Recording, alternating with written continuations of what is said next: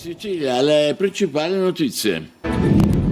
Colossale colpo alla mafia, sequestrati beni per 600 milioni, incassati da Messina Denaro e i suoi con il traffico di droga dalla Spagna alle isole Cayman.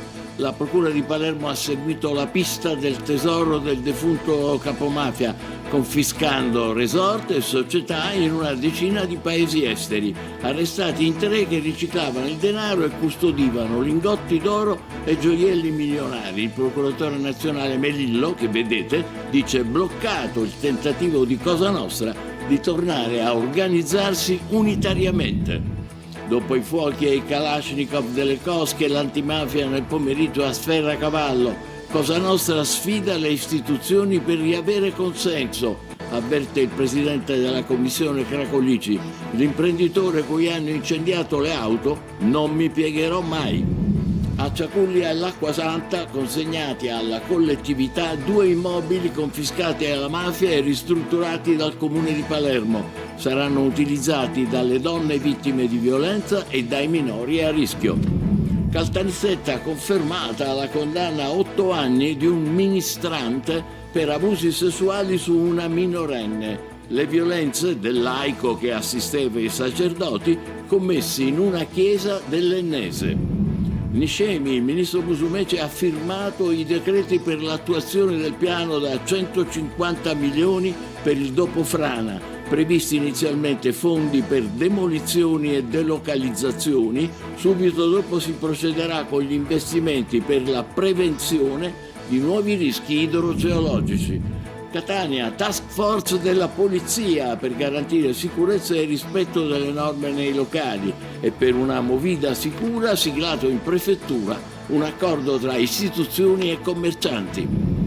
Sempre a Catania, nel cuore di San Cristoforo, gli alunni dell'Istituto San Giovanni Bosco hanno festeggiato la rinascita del nuovo giardino scolastico, dove c'erano erbacce, rifiuti, degrado. Oggi i bambini studiano e giocano all'aria aperta. Calcio, Catania, dalla delusione ai processi. I rossazzurri tirano fuori l'orgoglio, ma vengono eliminati dall'Ascoli. Niente miracolo. Adesso serve riprogrammare il futuro.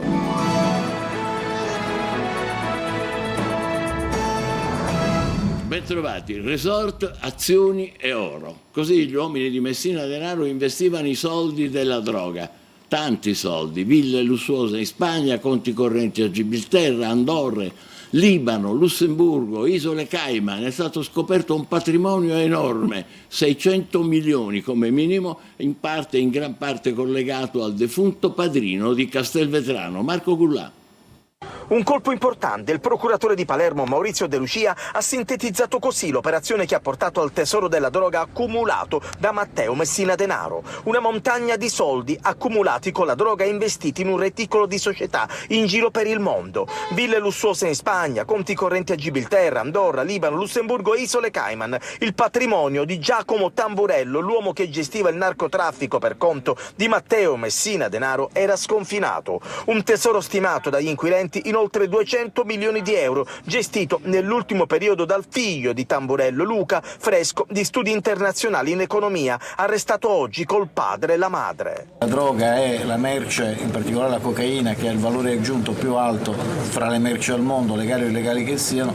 Questa ne è una testimonianza, perché appunto quando riusciamo a rispettare il principio del follow the money e quindi a trovare i soldi, possiamo dire, vista la quantità di quello che è stato trovato, che l'operazione da questo punto di vista è un'operazione importante. Il metodo Falcone segui la scia dei soldi e così Dia e Guardia di Finanza sono arrivati ad uno dei tesori di Messina Denaro. Con i soldi della droga è stato creato un impero. Sin dall'inizio degli anni '80 la famiglia Messina Denaro ha incassato il 10% sui traffici internazionali di droga. Poi Tamburello, con un passato pieno di condanne, e Matteo Messina Denaro sarebbero diventati soci in affari. La collaborazione fra stati è fondamentale rispetto a fenomeni come quello oggi, del quale parliamo oggi, quindi che si realizza su scala globale. Quindi le movimentazioni finanziarie hanno riguardato una decina almeno di giurisdizioni nazionali o di giurisdizioni offshore. La mafia che tenta di riorganizzarsi tramite nuovi canali finanziari, ha concluso Melillo. Dopo la nuova ondata di intimidazioni nel Palermitano, il presidente regionale dell'antimafia Cracolici parla di sfida della mafia per riavere consenso. E intanto Tommaso Dragotto, l'imprenditore che ha subito 2 incendi a Sicily Baykar, ribadisce: non mi piegherò mai. Servizio di Roberta Lunghi. La mafia sta tornando a sfidare le istituzioni e il tessuto economico della città per riaffermare il consenso attraverso la paura. Le parole del presidente della Commissione regionale antimafia, Antonello Cracolici, che oggi presiederà una riunione in un istituto di Sferracavallo, raccontano il clima pesante che si respira a Palermo dopo il nuovo attentato incendiario contro Sicily Baykar e dopo settimane segnate da sparatorie, incendi, intimidazioni, da San Lorenzo a Sferracavallo fino a Carini, dove un comando composto da almeno 3 persone, ha dato fuoco a una ventina di auto nel nuovo centro per la vendita dell'usato di Tommaso Dragotto, inaugurato appena 20 giorni fa. Per gli investigatori l'attentato è collegato alla sparatoria del 21 marzo scorso nel deposito dell'azienda San Lorenzo, quando furono esplosi colpi di Kalashnikov contro la struttura. Ma Tommaso Dragotto lo dichiara forte e chiaro: non mi piegherò mai. Chi pensa di intimidirmi sta solo perdendo tempo. Un esempio di imprenditore coraggio, punta dell'iceberg delle iniziative pubbliche, espressione di rabbia e forza assieme. Dalla marcia di sostegno agli imprenditori balneari colpiti da minacce per imporre il pizzo a Isola delle Femmine, fino al sit-in di solidarietà davanti all'azienda colpita a Carini, organizzato domani alle 18 dall'amministrazione comunale e dagli imprenditori. Un muro che vuole opporsi alla mafia, mentre il Ministero dell'Interno ha annunciato il potenziamento della videosorveglianza a Palermo con l'installazione di 60 nuove telecamere, e l'amministrazione La Galla prepara un'ordinanza che fissa la scadenza oraria per la vendita delle bevande alcoliche nel cuore della movida, perché da combattere non c'è solo il racket. E intanto oggi, sempre a Palermo, consegna di 2 beni confiscati alla mafia, a Ciaculli e all'Acquasanta. Le strutture, ristrutturate dal comune, saranno utilizzate da donne vittime di violenza e tratta e da minori a rischio. Giusy Lazzara. Di 2 nuovi presidi tolti alla mafia, dedicati all'inclusione sociale, al sostegno delle fragilità e alla promozione della legalità. Entrambi i beni confiscati alla mafia restituiti alla collettività attraverso un percorso di ristrutturazione dell'assessorato del comune alle opere pubbliche, e saranno all'Acquasanta e a Ciaculli. La restituzione di beni confiscati alla mafia, dice il sindaco Roberto La Galla, rappresenta uno dei segnali più concreti dell'impegno delle istituzioni nella promozione della legalità e della giustizia sociale. L'immobile di via Simone Gulì è stato assegnato per la gestione al Consorzio Network dei Talenti, società cooperativa sociale. La struttura offrirà servizi di accoglienza, protezione, supporto psicologico, formazione e reinserimento sociale rivolti a donne vittime di violenza e tratta. Il centro di Ciaculli, con il progetto in natura Circolo Sociale, è dedicato invece ai minori a rischio e con disabilità. E ancora a Palermo la protesta della polizia penitenziaria davanti alla prefettura. Carenze d'organico e aggressioni continue nelle carceri. I sindacati dicono la lotta alla mafia parte proprio dai penitenziari. Giusy Lazzara ancora.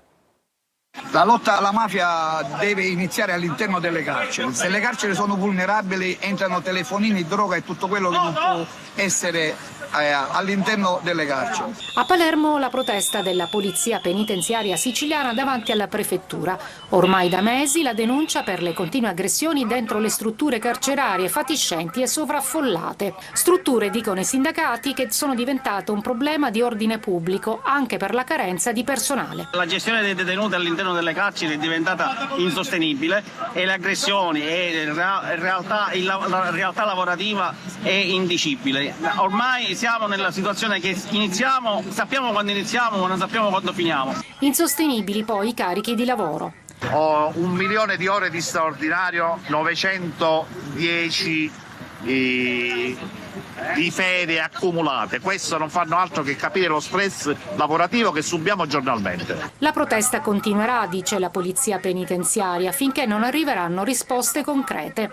Un disagio che non è solo lavorativo, ma anche di vita, con i suicidi del personale all'interno delle carceri. A Caltanissetta confermata la condanna a 8 anni di un ex ministrante, un laico cioè che assisteva ai sacerdoti per abusi sessuali su una minorenne commessi all'interno di una chiesa nell'Ennese. La diocesi già segnata dal caso Rugolo e da un altro processo che coinvolge i vertici ecclesiastici. Gerry Italia.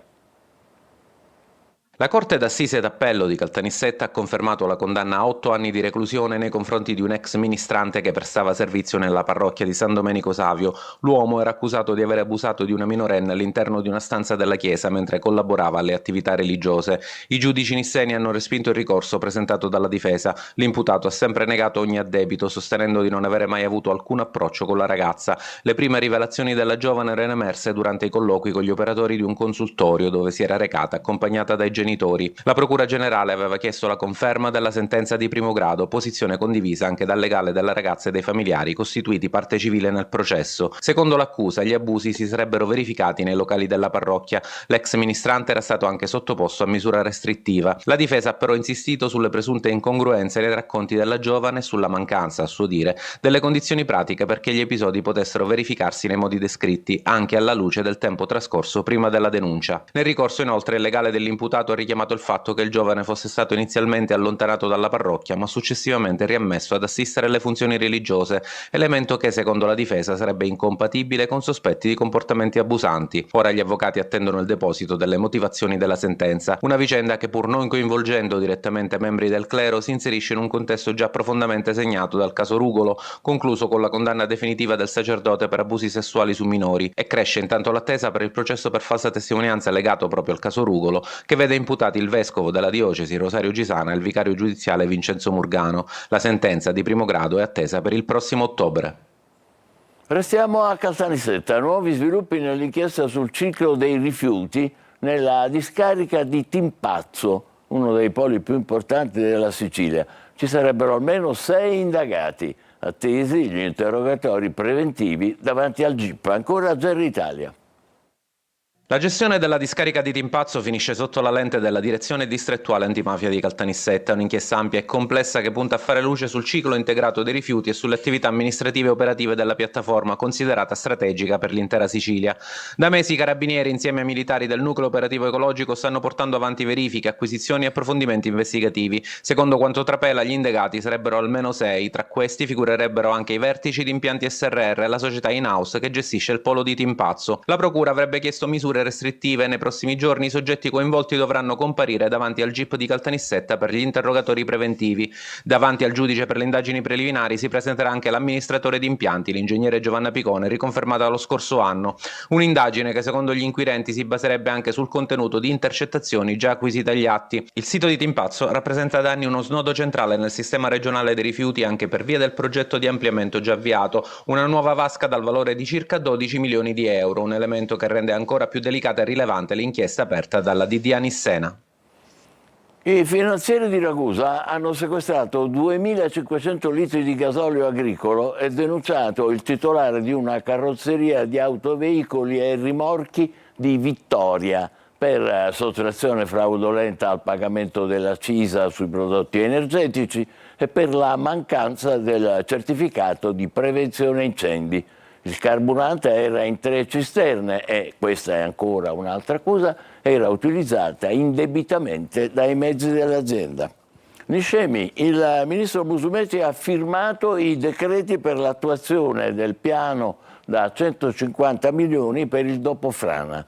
Previsti inizialmente fondi per demolizioni e delocalizzazioni. Subito dopo si procederà a investimenti per la prevenzione del rischio idrogeologico. Emanuela Corsi. Dopo mesi di preoccupazione da parte dei residenti, a Niscemi arrivano le prime risposte concrete da parte del governo centrale. L'esecutivo ha approvato un imponente pacchetto di misure strutturali. Ad annunciarlo il ministro Musumeci, che ha firmato i decreti per il programma di intervento. Un piano da 150 milioni di euro che segna una svolta per la cittadina siciliana. La prima tranche di finanziamenti da 75 milioni sarà dedicata alle demolizioni e alle delocalizzazioni. L'altra metà è stata pensata per il consolidamento sfruttamento del suolo, la reggimentazione delle acque e il recupero morfologico del terreno, agendo direttamente sulle cause del dissesto. I programmi, spiega Musumeci, riguardano la demolizione degli edifici pubblici e privati rientranti nell'area di frane nella fascia di rispetto perimetrata, la concessione di contributi per la delocalizzazione dei proprietari degli immobili demoliti e gli interventi di prevenzione strutturale e di riduzione del rischio idraulico e idrogeologico. Gli immobili interessati nella fascia di sicurezza sono 278. Per il programma di prevenzione strutturale e di riduzione del rischio idraulico e idrogeologico sono previsti 22.300.000 euro per 20 interventi relativi alla frana nord, aggiunge il ministro per la protezione civile, 27.400.000 euro per la frana centrale e 7.350.000 euro per la frana sud. Agli interventi sul torrente Benefizio sono destinati invece 16.400.000 euro. Infine sarà attuato un piano di monitoraggio del costo di 1.550.000 euro, precisa il ministro. Catania, task force della polizia per garantire sicurezza e rispetto delle norme nei locali. E per una movida senza rischi, siglato in prefettura un accordo tra istituzioni e commercianti. Tonino De Mana. Con l'approssimarsi dell'estate si intensificano i controlli della Polizia di Stato per garantire sicurezza e rispetto delle norme, soprattutto nella movida, con particolare riferimento alle attività commerciali. Osservato speciale il centro storico di Catania, ma i servizi predisposti dalla Questura riguarderanno anche altre zone solitamente affollate dal popolo della notte. Intanto la task force della divisione Polizia Amministrativa e Sociale ha rilevato diverse irregolarità nei confronti di una panineria nei pressi di piazza Gandolfo e di un lounge bar già oggetto di precedenti controlli che si affaccia su piazza Carlo Alberto. Il titolare è stato denunciato per inosservanza dell'obbligo di chiusura. E in tema di movida, in prefettura è stato stilato un nuovo protocollo tra istituzioni e commercianti. Previsto anche un timbro lavabile sul corpo dei ragazzi per facilitare il controllo visivo ed evitare l'elusione delle norme. Si tratta, è stato detto, di una sinergia pubblico-privato per la prevenzione degli atti illegali e delle situazioni di pericolo all'interno e nelle immediate vicinanze dei locali. I proprietari che sceglieranno di aderire volontariamente si impegneranno ad adottare un pacchetto di misure di prevenzione e controllo, tra cui spicca l'installazione di impianti di videosorveglianza esterna. Parallelamente verrà rafforzata l'azione di controllo lungo le vie d'afflusso e il contrasto alle organizzazioni abusive di spettacoli e ai falsi circoli privati. L'efficacia complessiva dell'accordo sarà monitorata da una cabina di regia istituita in prefettura. Sempre a Catania, scoperti e sequestrati dalla polizia 3 poni nascosti in un immobile pericolante e in pessime condizioni igieniche e sanitarie nel quartiere San Cristoforo. Personale delle volanti della Questura e del servizio veterinario dell'azienda sanitaria hanno accertato i cavalli che vedete, che erano senza microchip ed erano allevati abusivamente e detenuti in una stalla, anche questa illegale. Nasce in Sicilia il prestito d'onore. La Regione cioè concederà dei finanziamenti agli studenti universitari a basso reddito senza chiedere garanzie patrimoniali. È una novità che è stata presentata questa mattina a Palermo. Maglio Viola. Prestiti a tasso zero, fino a 10.000 euro per gli studenti di famiglie a basso reddito con ISEE fino a un massimo di 20.000 euro iscritti in una delle università che hanno sede in Sicilia. Nasce il prestito d'onore, la misura a sostegno del diritto allo studio voluta dal governo Schifani ed erogata tramite la finanziaria regionale IRFIS con una dotazione economica complessiva di 6 milioni di euro sul Fondo Sicilia. Investiamo in fiducia nei confronti di giovani che vogliono studiare, hanno il diritto di studiare, hanno il dovere di studiare e hanno anche l'esigenza, lo dico sempre, di rimanere a lavorare in Sicilia. E noi dobbiamo far parte di questo sistema e siamo qui per farlo. Possono accedere al finanziamento presentando la richiesta sulla piattaforma degli IRFIS tutti gli iscritti ai corsi universitari presso atenei siciliani o che abbiano sede in Sicilia, in particolare studenti al primo anno o degli anni successivi, purché in quest'ultimo caso risultino in regola con i requisiti di merito, cioè abbiano conseguito almeno il 50% dei crediti formativi previsti per ogni anno accademico. Le domande dovranno essere presentate esclusivamente in modalità telematica attraverso la piattaforma dedicata a partire dalle ore 12 del 4 giugno e fino alle 12 dell'8 settembre. Ogni richiedente potrà presentare una sola istanza corredata dalla documentazione richiesta. Le richieste di finanziamento saranno poi oggetto di una istruttoria. I prestiti potranno essere rimborsati fra i 5 e i 10 anni. Ancora a scuola a Catania, dove prima c'erano erbacce, rifiuti e degrado, oggi ci sono bambini che studiano e giocano all'aria aperta. Nel cuore di San Cristoforo, gli alunni dell'Istituto San Giovanni Bosco hanno festeggiato la rinascita del nuovo giardino scolastico. Eva Spampinato. Lo spazio che vedete fino a qualche mese fa era un luogo trascurato e pericoloso dove crescevano erbacce alte e incolte e che spesso diventava la discarica per la spazzatura dei passanti.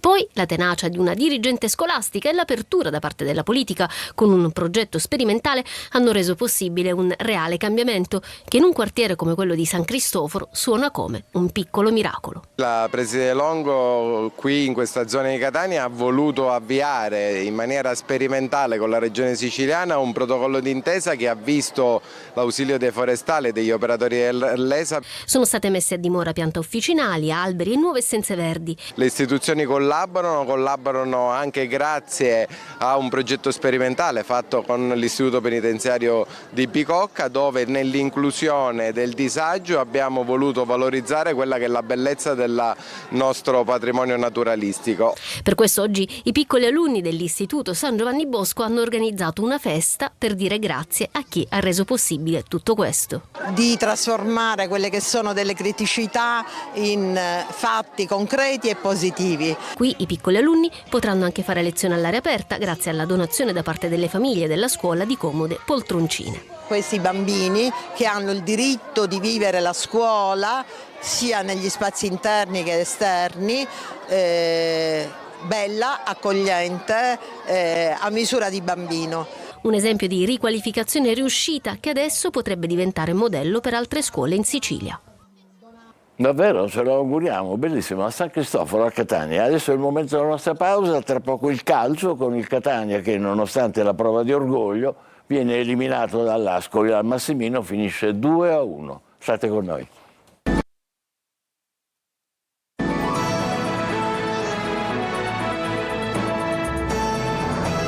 A Catania non riesce il miracolo, nonostante la vittoria nel ritorno con l'Ascoli, rossazzurri eliminati e costretti a un altro campionato in C. Inevitabile e adesso le polemiche, indispensabile progettare seriamente il futuro. Marco Carli.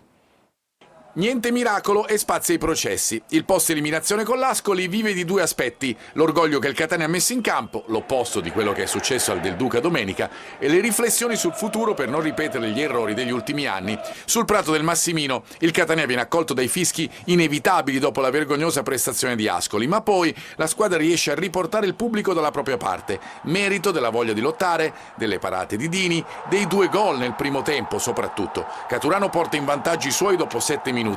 Forte raddoppia sul finale di tempo alimentando le speranze che si infrangono sul palo colpito da D'Ausilio a inizio ripresa. I pericoli per l'Ascoli diminuiscono e al gol di Ovisac esplode la contestazione, lancio di fumogeni e ordigni esplosivi, partita sospesa prima di un finale surreale e delle parole di Toscano che dà l'addio così. Le cose sono cambiate già a gennaio, quando alla prima difficoltà ognuno è andato per la sua strada. Abbiamo continuato a lavorare, a tenere in piedi la squadra. Già, quel mese di gennaio, quella partita con il Sorrento che ha fatto girare la stagione e che ha provocato un cortocircuito a tutti i livelli. Ora Pelligra, affranto a fine gara, dovrà valutare come ripartire, chi è funzionale a creare un progetto fino ad ora mancante o sbagliato, come dimostrano, fra le altre cose, i molteplici cambi in panchina e nel ruolo di DS. L'Ascoli insegna: non sono solo i soldi a disegnare il futuro, ma le idee giuste. Noi ci fermiamo qui, grazie per l'attenzione, appuntamento alle 20, buon pomeriggio. Entra nel mondo dell'informazione con l'app Sicilia Web. Resta sempre aggiornato con le news e le live in diretta.